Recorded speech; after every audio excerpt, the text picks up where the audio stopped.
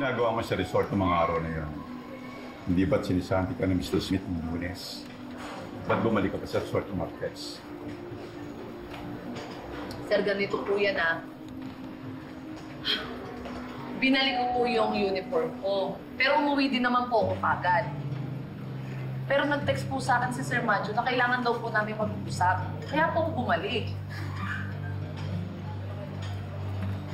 Kung si Sir Macho naman pupunta mo sa resort, bakit na sa opisina ng dati? Kasi sir, sinabi po sa akin ni Blessy na tauhan po dun sa resort na meron daw pong meeting yung mag-ama, si Sir Macho at si Sir William. Kaya dun po ako pumunta sa office ng daddy niya. So hindi ka pumunta sa opisina ng daddy niya para awayin to dahil tinanggal ka nito sa trabaho mo?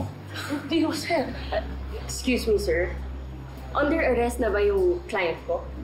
Parang hindi na-interview to Cross-examination na yung ginagawa niyo. Sensya ka na, Tony. Meron akong gusto linawin na ilang inconsistencies. Ikit, kung hindi ka komportable sagutin yung mga tanong nila, pwede kang tumanggi. Karapatan mo yun. Okay. Since wala ka namang ginagawang kasalanan, pwede ka magsabi sa kanila ng totoo. Miss Karingan, nasaksihan ng ilang staff ng resort yung pagsugod mo kay Mr. Smith ng Marquez ng umaga. Pinagbanta mo raw ang biktima.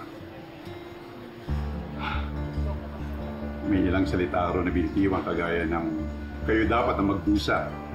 Lahat ng pangaping ginawa niyo sa amin ay babalik sa inyo. At pagbabayaran niyo lahat ng kasalanan ginagawa niyo sa amin.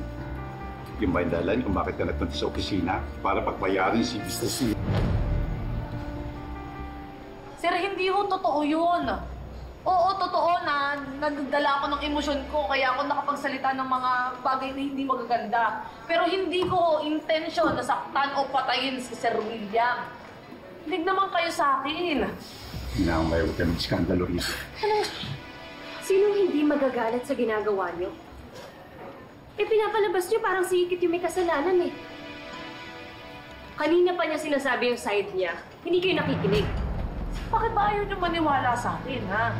Paniwalaan niyo ako. Nagsasabi ho ako ng totoo. Alam niyo, pag-alagala nga lang dyan yung killer, ba't hindi yun yung hanapin niyo? Ba't ako yung kinu-question niyo? Huwag ako, sir. Inosente ako. Alam ng Diyos yan na wala akong kasalanan at wala akong pinatay. Excuse me. Meron ka ako sa atin tungkol dito.